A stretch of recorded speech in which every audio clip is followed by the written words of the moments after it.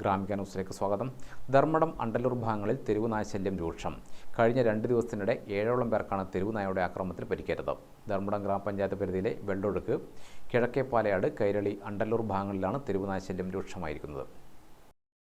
വഴിയാത്രക്കാരെയും വാഹനങ്ങളെയും ഉൾപ്പെടെ പിന്തുടർന്ന് ആക്രമിക്കുന്ന നിലയാണ് കഴിഞ്ഞ 2 ദിവസങ്ങളിലായി ഉണ്ടായത്. പാലയാട് കൈരളി വായനശാലയ്ക്ക് സമീപം കച്ചവടം നടത്തുന്ന കുനിമ്മൽ ഹൗസിൽ BC പോയത്രൻ, തവണ്ടോത്ത് ഹൗസിൽ T രതി, അണ്ടല്ലൂർ തട്ടാരിമുക്കിൽ ആരാധനാ നിവാസിൽ സന്തോഷ്, അണ്ടല്ലൂർ നിതീഷ് നിവാസിൽ K ഗിരീശൻ, ചൈത്രം വീട്ടിൽ മാണിയത്ത് രഞ്ജിനി, പുത്തൻപുരയിൽ ശാന്ത, മേലൂർ അമ്പല റോഡിനടുത്തുള്ള അശോകൻ എന്നിവർക്കാണ് കടിയേറ്റത്. ഭ്രാന്തൻ നായയെ പിടികൂടിയെങ്കിലും തെരുവ് നായ്ക്കൾ പൊതുയിടങ്ങളിൽ വിഹരിക്കുകയാണ്. തെരുവ് നായ്ക്കളുടെ ശല്യത്തെക്കുറിച്ച് പഞ്ചായത്തിനും ഡെപ്യൂട്ടി ഡയറക്ടർക്കും പരാതി നൽകിയിട്ടും നടപടി ഉണ്ടായിട്ടില്ലെന്ന് പൊതുപ്രവർത്തകനായ CP വിജയൻ പറഞ്ഞു.